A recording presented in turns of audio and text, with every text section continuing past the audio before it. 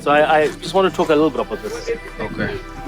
So this cross here, there's a theory that the Knights Templar, to establish themselves and their presence here in Southern Africa, the Knights Templar, they built this cross, and also for them it was very significant because, again, it's a place of worship, right?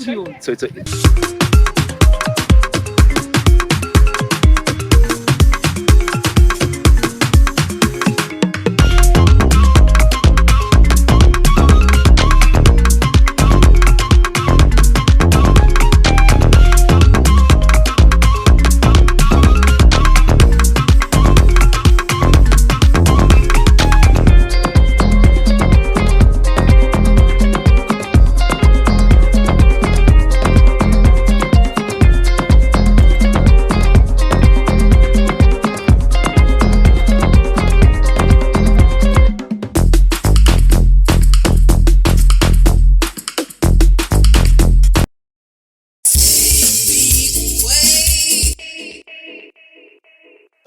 You could tell by looking at them how long they been here, kind of? kind of. Usually you can judge by the height. Okay. You judge by the height and the type of tree. So this is a, what is called a marula tree. I don't know if you ever heard of a marula tree. No.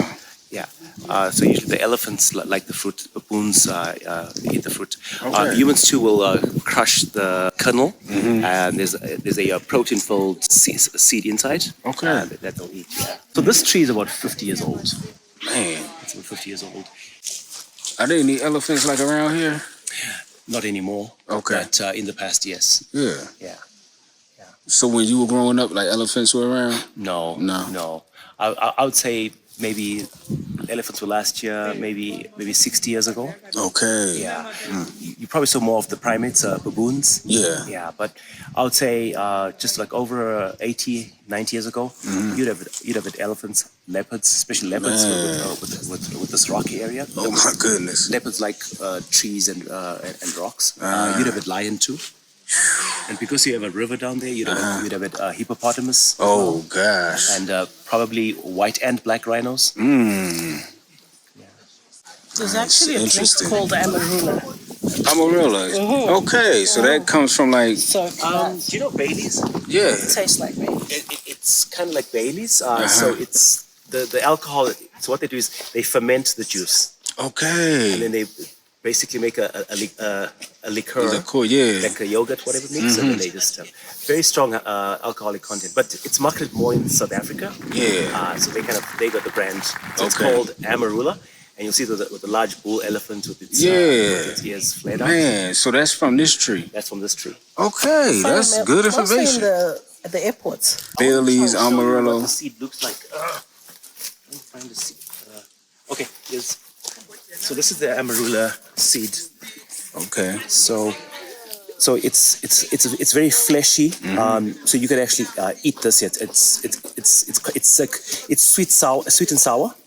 But for protein, what would happen is this kernel here would be put on a stone and then crushed. So inside there is like a nut. It's almost like a walnut, and you can derive oil.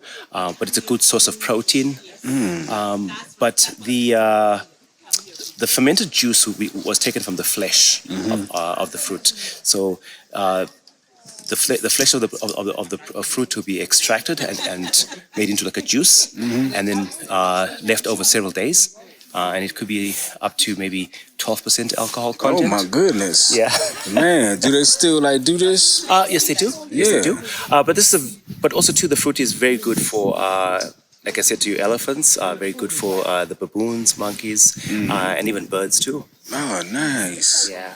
Man, it's the first time running into one of these trees. Yeah. So like the seeds you pick up, are they like good now for picking up, or are they kind of it's not the season? Like they're okay to but they don't really germinate at this time because it's winter time. Okay. This is another fruit. So this is partially eaten by probably a baboon. Okay. So it's called snotty apple. It's very sweet. So it you see this stuff like here, this mucus like stuff. Yeah. It's very sweet. It's very sugary. So it's called tau. They used to call, in English it was called the snotty apple. Ah. So these are actually the seeds. Okay. Yeah, it's a very nutritious fruit. Sometimes they used to call it the African chewing gum. Okay, yeah. So you just like you break out a segment like an orange, throw it in your mouth, chew for maybe 10-15 minutes, spit it out, break another piece. Nice. Sort of a thing, yeah. Cool, man. The nice thing. Oh, okay. That's the cross Portuguese platform. We are told that the Portuguese were active at Utapa stage, but finally they arrived here.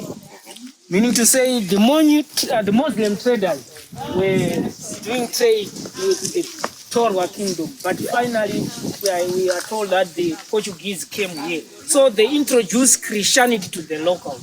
So we are told some say it's a cross, some say it's a campus. So it's said when the Portuguese came here, they said, no, pray the real God. They introduced Christianity to the locals.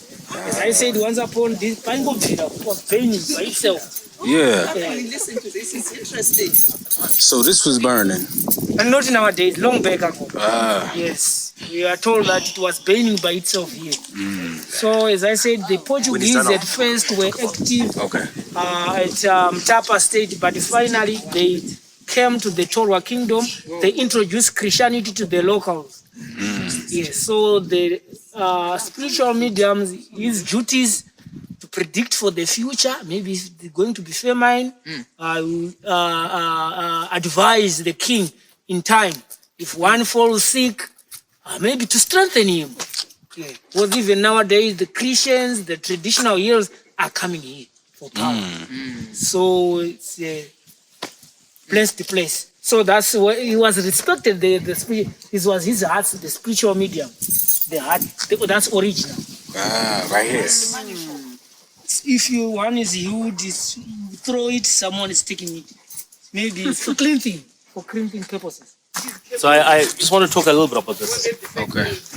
So this cross here, there's a theory that the Knights Templar, to establish themselves, their presence here in Southern Africa, the Knights Templar, they built this cross, and also for them it was very significant because again it's a place of worship, right?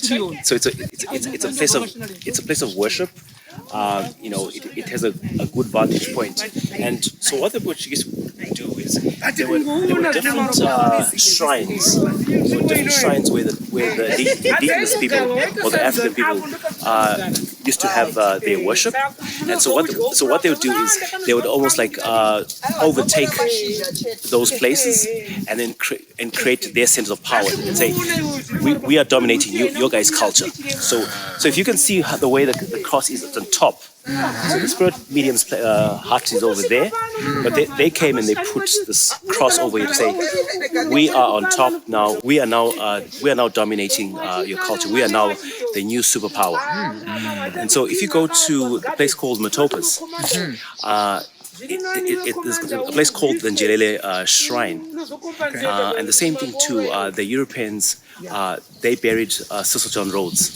I don't know if you've heard of Cecil John Rhodes, whom this country was named after for at least 90 years. So his grave is on a dome rock. That was a very significant place of worship for the people. So the Europeans had this habit: wherever they conquered a place, all those centers of religion, wherever people worshipped, call on their ancestors for rains, and peace, and whatever, they would do something like this. Yeah. So this cross,